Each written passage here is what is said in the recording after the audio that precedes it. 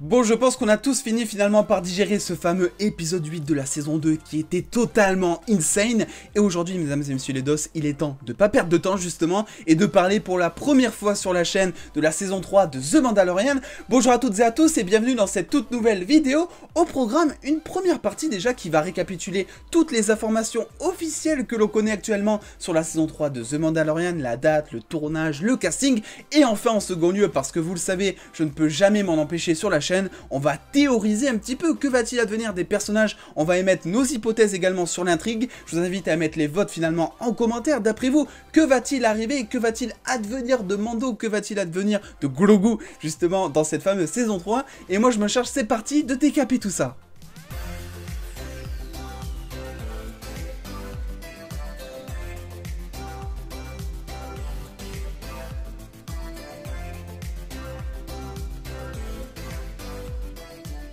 Et évidemment, même si elles sont pas forcément très nombreuses parce que la saison 2 vient tout juste de se terminer, on a déjà quelques informations, notamment le fait que actuellement la série, la saison 3, est en cours de pré-production, c'est-à-dire qu'il se prépare à tourner la saison 3. Et d'ailleurs, je sais pas quand est-ce que vous regardez cette vidéo, mais il suffit que vous la regardiez peut-être une semaine après la diffusion du dernier épisode de la saison 2, et la saison est déjà peut-être en cours de tournage, c'est vraiment imminent. On a une date de sortie, évidemment, qui nous parle de décembre 2021. Alors, est-ce qu'on a des informations supplémentaires? Pas tellement, on sait pas tellement finalement si le premier épisode va débuter en décembre ou si c'est vraiment le dernier épisode qui va se situer en décembre 2021, mais en tout cas on a, on va dire, un créneau horaire, donc direct faites une croix sur votre calendrier parce que ça va être assez lourd, notamment aussi parce que si vous êtes resté à la fin de l'épisode 8, vous savez qu'il y a eu une pause générique, il y a eu une nouvelle série qui a été annoncée qui aura lieu elle aussi en décembre 2021, ça va être compliqué à gérer tout ça, le livre de Boba Fett. Je n'ai aucune idée actuellement, j'ai pas fait de recherche sur ce qui va advenir de cette série, mais ce que l'on sait par contre,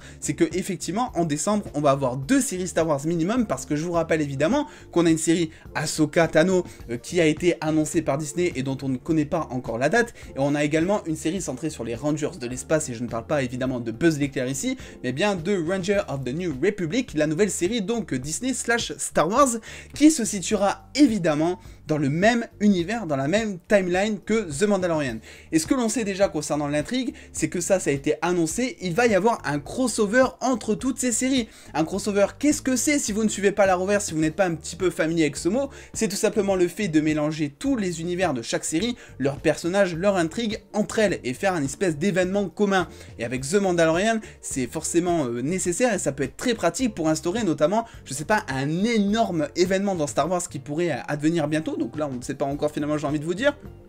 On a un titre provisoire sur la série également, ça peut nous donner des indices, ça peut rien nous dire évidemment. On a le titre, je l'ai marqué parce que c'est imprononçable pour moi, Buccaneer, je vous l'écrirai de toute façon, qui veut dire tout simplement flibustier en français, qui est en gros un synonyme de pirate. Donc à voir de quoi il sera question, est-ce qu'il y a des vaisseaux qui vont être infiltrés, qu'est-ce qui va se passer, est-ce que vraiment c'est un indice sur cette saison 3? Ben là on peut pas vraiment obtenir la réponse, mais en tout cas j'aime bien cette ambiance assez pirate qui fait toujours plaisir.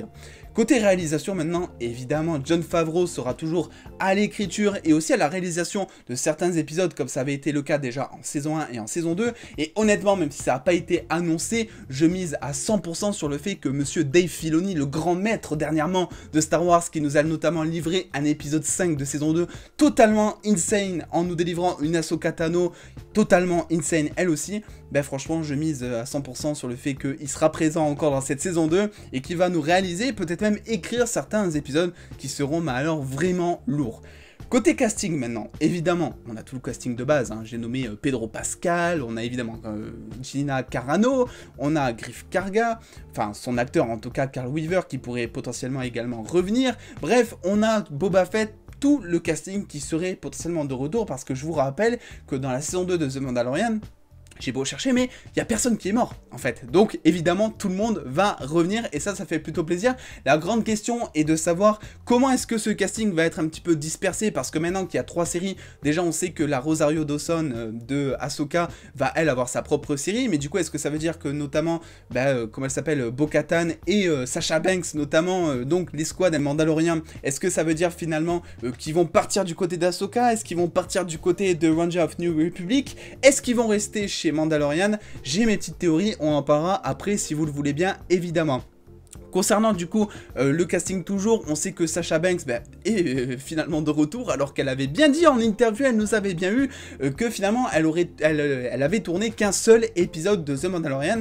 On a vu de suite qu'elle avait menti. Elle était présente dans la saison 8, dans l'épisode 8, et j'ai envie de vous dire, c'est pour notre plus grand plaisir. Voilà, ça c'est dit, je suis très content. On n'a pas tellement d'intrigue, on n'a pas tellement d'indices concernant l'intrigue justement. On sait juste qu'on a un certain petit Giancarlo Esposito qui lui va être de retour évidemment, parce que je vous rappelle que il a été entre guillemets emprisonné à la fin de la saison 2 justement, et on se doute potentiellement qu'il sera présent dans Ranger of the New Republic, puisqu'il va être question un petit peu de suivre un petit peu l'histoire de Cara et certainement de ses acolytes, et vu que Moff Gideon est maintenant sous la charge de la République, je pense qu'il fera un petit aperçu là-bas et qu'il finira très certainement par se libérer à la fin. En toute honnêteté, c'est sûr et certain, je pense. Mais l'acteur nous a aussi révélé quelques indices, ou pas, via une interview concernant la potentielle ambiance de cette fameuse saison 3, je vais le citer. Il nous dit « Nous vivons dans un univers qui est énorme et qui a tellement à explorer. Je pense donc que cette émission, que cette série, va commencer à jeter les bases de la profondeur et de l'ampleur qui vont venir dans les saisons 3 et 4, où vous allez vraiment commencer à obtenir des réponses. » Effectivement, ça on le sait depuis un moment maintenant, il y a une saison 4 qui est déjà en cours de développement à l'heure actuelle, qui est en cours d'écriture même, c'est pour notre plus grand plaisir évidemment, et concernant les questions qui vont être répondues, les choses qui sont encore un petit peu sous suspense, dont notamment le Darksaber, il y a fort à parier que dans la saison 3, il va y avoir énormément de secrets qui vont être révélés autour de lui justement. Comment moi est-ce que je vois maintenant un petit peu les choses, étant donné qu'on n'a pas tellement d'indices sur la suite. Déjà, il y a deux arcs pour moi qui vont se différencier, c'est le moment où on théorise, hein, au cas où. Il y a l'arc avec notamment Luke Skywalker et Grogu, justement, je sais pas tellement comment ça va se passer, mais ça va être plutôt intéressant. Ça va rappeler, je crois, alors je sais plus si c'est dans l'épisode 4 ou 5 de Star Wars, mais il y a un fameux épisode, un fameux film, où on voit effectivement Yoda qui entraîne Luke, et là, ça va être assez drôle, je pense, de voir l'inverse, c'est-à-dire que Luke va être le maître Jedi, clairement, et va, entre guillemets, entraîner Grogu. Je pense que ça va être très bref, étant donné que, clairement, on l'a vu à la fin de la saison 2, ils n'ont pas tellement énormément de budget pour concevoir la modélisation 3D de Luke Skywalker en plus jeune. Donc soit ils vont changer d'acteur, ce qui serait vraiment honnêtement très bizarre, enfin ils vont changer d'acteur, ils vont mettre un acteur qui ressemble plus ou moins à Luke Skywalker, et ça serait honnêtement très bizarre, et je compte vraiment pas là-dessus. Soit ils vont investir beaucoup plus de budget dessus, soit, et ça c'est ma théorie, il sera vraiment très peu présent, peut-être en début de saison, je pense potentiellement en début de saison 3 justement, pour entraîner Grogu, ou des petites parcelles, on va dire, d'épisodes semés par-ci par-là dans la saison 3 qui nous montrent un petit peu son entraînement pour faire genre que ça évolue, et pour faire genre que c'est un entraînement assez long et intensif mine de rien. Et de l'autre côté, on aura une intrigue avec Mandalore, avec The Mandalorian, avec Mando, et lui, on sait un truc qui est très intéressant, c'est qu'il est en possession du Darksaber. Et on sait aussi, ça nous a été montré durant la saison 2, que pour que Bo-Katan récupère le Darksaber, il faut qu'elle combatte Mando et il faut qu'elle batte Mando. Est-ce que ça veut dire qu'il faut qu'elle tue Mando? Pas nécessairement, parce que je vous rappelle que Mando a pu récupérer le sabre qui était avant à Moff Gideon, et Moff Gideon n'est pas mort, donc ça veut dire que le combat, du moment qu'il est gagné, il n'est pas forcément mortel non plus, donc ça c'est quelque chose d'intéressant, étant donné que Bo-Katan est une très grande guerrière, et étant donné que Mando est un très grand guerrier aussi, ça peut faire un combat assez épique mine de rien. Mais le truc surtout, c'est que je pense que Bo-Katan va se retourner un petit peu contre Mando, et je pense qu'on va toujours être sur ce truc de road trip, mais à l'inverse. Vous le savez, dans la saison 1, dans la saison 2, on avait un Mando qui avait un objectif et qui voulait y aller justement, et c'est comme ça que toute l'intrigue s'est développée, je vous apprends pas grand chose. Dans cette saison 3, je pense que ça va être plutôt l'inverse, et que Mando va essayer un petit peu de fuir, étant donné que le fait qu'il ait le sabre, ça le rend en possession de l'arme, et même, on va dire, de l'entité qui lui permet de siéger sur Mandalore par exemple, et de devenir entre guillemets roi. Et donc le truc c'est que il y a plein de Mandalore, dès qu'ils vont apprendre, il y a plein de Mandaloriens, dès qu'ils vont apprendre que c'est Mando qui a le sabre, qui a le Darksaber, ils vont vouloir le récupérer, parce que je pense que on n'a pas vu tous les Mandaloriens, notamment dans la saison 1, on sait qu'il y a énormément de Mandaloriens qui sont morts, notamment dans la secte entre guillemets de Mando.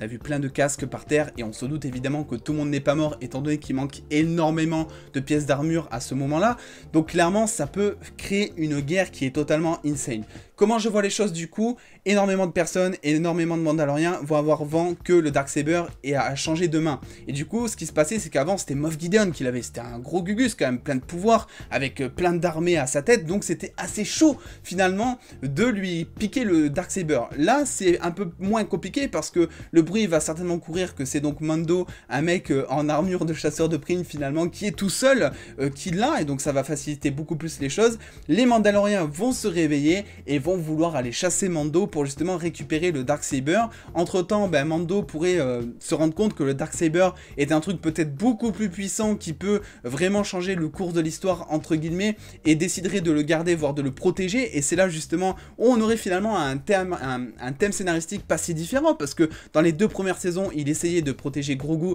et là il va essayer de protéger le sable. Moi c'est quelque chose que potentiellement je vois. Je vois très bien aussi le fait finalement que Grogu obtiennent à la fin le Darksaber parce que finalement on a tous à chaque fois des Jedi qui sont assez iconiques par leur sabre ou par même leur pouvoir, mais chaque Jedi a un petit peu son sabre à lui, j'ai envie de vous dire. Est-ce que ça serait pas l'occasion d'avoir un premier Jedi entre guillemets premier avec le Darksaber et que ça serait vraiment ça en fait l'arme de Grogu justement dans le futur de Star Wars? C'est quelque chose qui est totalement possible selon moi, j'ai envie de vous dire. Voilà, je pense que effectivement la saison 3 s'annonce assez insane parce que évidemment je vous ai parlé d'un crossover et ce crossover pourrait justement donner lieu à ce fameux événement avec les 2 armées qui vont se rencontrer. D'un côté les Mandaloriens qui veulent absolument choper le sabre à Mando et de l'autre Mando qui voyagerait de planète en planète pour fuir, qui se ferait des alliés au cours du temps, qui rencontrerait aussi peut-être des anciens de sa secte qui décideraient de le protéger afin de protéger aussi le Darksaber et donc on aurait une confrontation après entre donc l'armée de Bo-Katan qui essaierait finalement de récupérer le sabre et l'armée de Mando évidemment. Moi c'est comme ça un petit peu, dans un premier temps évidemment, que je vois les choses. Je sais pas tellement après comment Grogu va se mélanger à l'intrigue de Mando parce que ça a l'air je pense d'être 2 intrigues qui vont être très séparées. Est-ce que Luke va à un moment intervenir dans la séquence de Mando justement? J'en ai aucune idée, je pense toujours que c'est très compliqué étant donné qu'ils sont obligés d'utiliser plein d'effets spéciaux, que ça coûte énormément d'argent tout ça, donc je pense que Luke, ils vont essayer de le garder le plus en retrait possible, scénaristiquement parlant en tout cas, donc voilà. Après, quand est-ce que cette guerre pourrait intervenir? Ben, pendant ce fameux crossover avec les 3 séries mélangées, ce serait totalement un truc de fou. On a également la série Le Livre de Boba Fett, dont on n'a aucune information, on ne sait même pas finalement... on sait potentiellement que ça va se passer dans la timeline de The Mandalorian étant donné qu'il a le même physique et tout, donc ça il n'y a aucun souci, mais ce que je veux dire c'est que on ne sait pas si ça va se mélanger à l'intrigue de The Mandalorian comme pour Ahsoka et comme pour The Ranger of the New Republic par exemple, ou si vraiment Boba Fett ça va être un truc vraiment à part dont on parlera et dont on mélangera l'intrigue bien après. Voilà, c'est un petit peu mes premières théories on va dire, évidemment il y en aura d'autres sur la chaîne, en tout cas vous avez maintenant les premières informations que l'on connaît officiellement j'ai envie de vous dire sur cette fameuse saison 3, je vous invite dans tous les cas vous à mettre déjà le petit pouce bleu si cette vidéo, si vous pensez que cette vidéo vous a aidé entre guillemets, et à me donner surtout vos théories en commentaire pour qu'on débatte un petit peu de tout ça et pour qu'on discute tous ensemble de cette fameuse saison 3 parce que honnêtement on a juste à attendre un an, hein, mais un an c'est long quand on aime, franchement. Je vous invite dans tous les cas à venir me suivre sur les réseaux sociaux pour avoir des news en exclusivité et en avance, et en attendant les dos, bah, faites-vous bien kiffer, prenez soin de vous, on se dit à très vite comme d'habitude, des bisous les dos.